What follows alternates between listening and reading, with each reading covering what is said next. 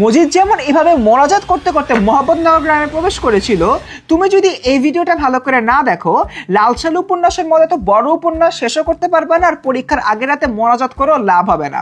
তাই স্টুডেন্টস, এই ভিডিওটা দেখো। এই ভিডিওতে আজকে আমরা এমন ছড়া টপিক নিয়ে আলাপ আলোচনা করব যার মাধ্যমে আমাদের লাল সালু উপন্যাসের যাবতীয় ডাউট ক্লিয়ার হয়ে যাবে। নাম্বার 1, নাম্বার 2, এই উপন্যাসে যে মূল ভাব রয়েছে, মূল ভাব নিয়ে একদম পুরো একটা আইডিয়া পেয়ে যাবা। আর নাম্বার 3, কোন কোন জায়গা থেকে সিকিউ আসতে পারে সে সম্পর্কে আইডিয়া পাবা। তাহলে চলো দেরি না করে এখনই শুরু করি। প্রথমেই আমরা আলাপ আলোচনা করব ধর্মকে পুঁজি করে ব্যবসা করার যে বিষয়টা আছে। আমরা যদি পুরো লাল সালু উপন্যাসটার ভিতরে তাকাই, দেখতে পাই যে এখানে আমাদের যে প্রধান চরিত্র মজিদ রয়েছে, মজিদ কিন্তু ধর্মকে পুঁজি করে ব্যবসা করা শুরু করে। দেখা যায় সে মোহাম্মদনগর গ্রামে এমন একটা মাজার আবিষ্কার করে যে মাজারের ব্যাপারে কেউই জানতো না, এবং তারা বলতে থাকে যে এই মাজারে যিনি শুয়ে আছেন তিনি একজন কামেল পীর। তাকে যে এভাবে মোহাম্মদনগর গ্রামের মানুষেরা বঞ্চনা করছে বা তাকে হলো কোনো তোয়াক্কা করছে না, পাত্তা দিচ্ছে না, তার এরকম একটা মাজার রয়েছে এটা নিয়ে কেউ জানেই না, তার মানে তারা হচ্ছে কি একদম আল্লাহর কাছে অনেক বড় গুনাহগার হয়ে গেছে।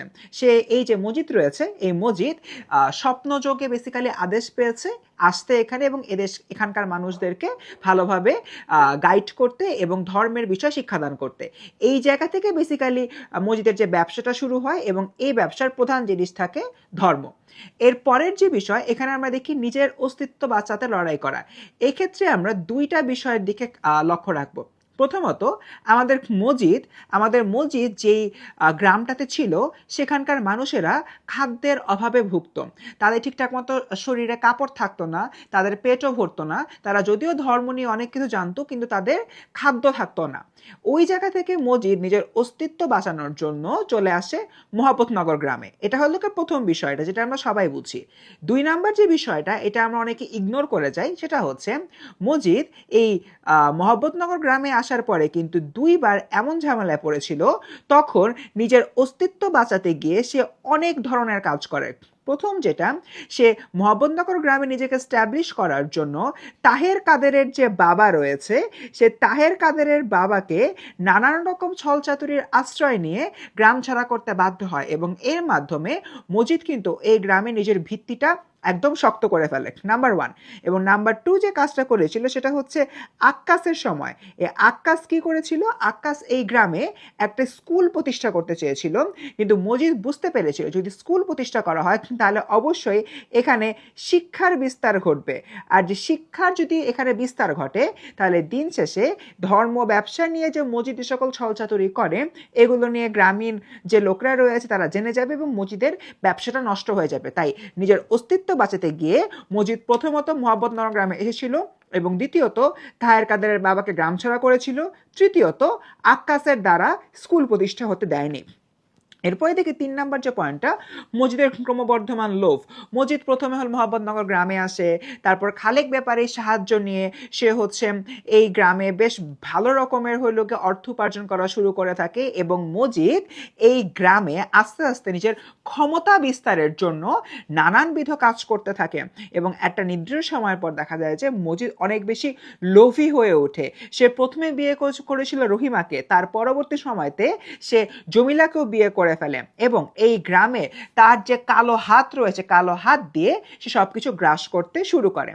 এর পরবর্তী যে পয়েন্টারটা সেটা হচ্ছে ধর্ম ব্যবসা প্রতিযোগিতা সৃষ্টি। আমরা দেখতে পাই এই উপন্যাসে আরেকটা পীর এসেছিল, এবং এই পীরের নাম হচ্ছে আওয়ালপুরের পীর, কারণ এই পীর আওয়ালপুর নামক এলাকায় এসেছিল, এবং তার সাথে একটা আমাদের যে মসজিদ রয়েছে মসজিদের প্রতিযোগিতার সৃষ্টি হয়। কারণ এই যে আওয়ালপুরের পীর ছিল, সে বলে নানান রকম অতি প্রাকৃতিক কাজ করতে পারে, সে হচ্ছে মৃত মানুষকে জীবিত করতে পারে, এমন একটা অবস্থা। তাই সবকিছু মিলিয়ে দেখা যায় যে মসজিদে ধর্ম ব্যবসাটা প্রতিযোগিতা সৃষ্টি হয়েছিল, কিন্তু পরে যে আওয়ালপুরের পীর রয়েছে, আওয়ালপুরের পীরের নানান রকম বিষয়কে কেন্দ্র করে মসজিদ বুঝিয়ে দেয় এই আওয়ালপুরের পীর হচ্ছে গিয়ে ভণ্ড, আর মসজিদ হচ্ছে গিয়ে রিয়েল পীর। তাই পরবর্তীতে মসজিদের সাথে যে আওয়ালপুরের পীরের একটা প্রতিযোগিতা ছিল সে সম্পূর্ণরূপে নষ্ট করে ফেলে। এরপর 5 নাম্বার যে পয়েন্টারটা, রহিমা ও জমিলার বৈশিষ্ট্য। আমরা জানি এই যে রহিমা রয়েছে, রহিমা হলো মসজিদের প্রথম স্ত্রী, আর যে জমিলা রয়েছে, জমিলা হচ্ছে মজিদের দ্বিতীয় স্ত্রী। এই রহিমা আমাদের মহব্বতনগর যে গ্রামটা রয়েছে, মহব্বতনগর গ্রামের প্রত্যেকটা মানুষের প্রতিনিধিত্ব করে। তার কারণ রহিমা হচ্ছে স্বাস্থ্যের দিক থেকে অনেক শক্তি সমর্থ থাকলেও দিন শেষে তার মানসিক দৃঢ়তা ছিল না, এবং সে আমাদের যে মজিদ রয়েছে, মজিদকে প্রচণ্ড রকমের ভয় পেত। তার বিপরীতে এই যে আমার জমিলা রয়েছে, জমিলা আসলে এরকম ছিল না, এবং জমিলা কিছুটা স্বাধীন চেতা ছিল। তার এই স্বাধীন চেতা হবার কারণে দেখা যায় যে আমাদের যে মজিদ রয়েছে, মজিদ জমিলার সাথে পেরে উঠতো না, এবং একদিন মজিদ জমিলাকে প্রচণ্ড রকমের এক শাস্তি দেয়, এবং ওই শাস্তির হিসাবে তাকে হলো কি যে মাজারটা রয়েছে, সে মাজারে বেঁধে রাখা হয়। এবং পরবর্তীতে ওই দিনই ঝড়ঝাপটা যখন সৃষ্টি হয়, প্রাকৃতিক ঝড়ঝাপটা, তখন যখন আমাদের এই মজিদ মাজারে যায়, মাজারে গিয়ে দেখে জমিলা তার একটা পা মাজারের উপরে রেখে সেন্সলেস অবস্থায় রয়েছে। এবং এর মাধ্যমে কিন্তু আসলে জমিলার যে প্রতিবাদী চেতনাটা বা প্রতিবাদী সত্তাটা, সেই বিষয়টা ফুটে ওঠে। এবং এরই মধ্য দিয়ে আমাদের 6 নম্বর পয়েন্টারটাও ব্যাখ্যা হয়ে যায়। জমিলার যে ধরনের প্রতিবাদের চেতনা থাকে, সেটার মাধ্যমে আমরা দেখি যে মজিদেরও পতন শুরু হয়। কারণ একদিন ওই আমাদের যে মহব্বতনগর গ্রামটা রয়েছে, সেখানে এমন প্রাকৃতিক ঝড় হয় যে ঝড়ে সবার যে ফসল রয়েছে, ফসলগুলো সম্পূর্ণরূপে নষ্ট হয়ে যায়, এবং গ্রামের মানুষরা এই মজিদের কাছে এসে সাহায্য চায়, কারণ মজিদ অনেক কিছু করতে পারে, কিন্তু দিন শেষে মজিদ আর কিছুই করতে পারে না। এবং এর মধ্য দিয়ে আমরা দেখি মজিদের একটা সুবিশাল পতন হয়।